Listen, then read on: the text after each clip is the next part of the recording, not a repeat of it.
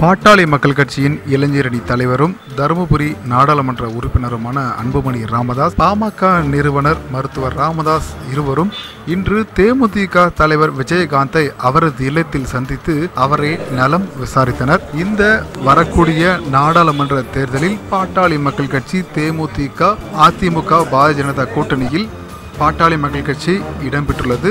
இந்த நிலையில் பாமக நிறுவனர் டாக்டர் ராமதாஸ் சாலி கிராமத்தில் உள்ள விஜயகாந்தின் இல்லத்திற்கு நேரடியாக சென்று அவரை பொன்னாடை போர்த்தி பூக்கொத்து கொடுத்து அவரை நலம் விசாரித்தார்.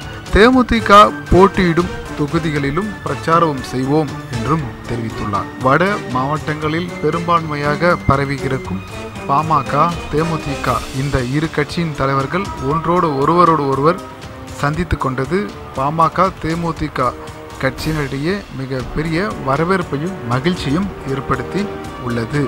இந்த நாடாளுமன்ற தேர்தலில் பாமக 7 தொகுதிகளிலும், தேமுதிக 4 நாடாளுமன்ற தொகுதிகளிலும் போட்டியிடுவது குறிப்பிடத்தக்கது.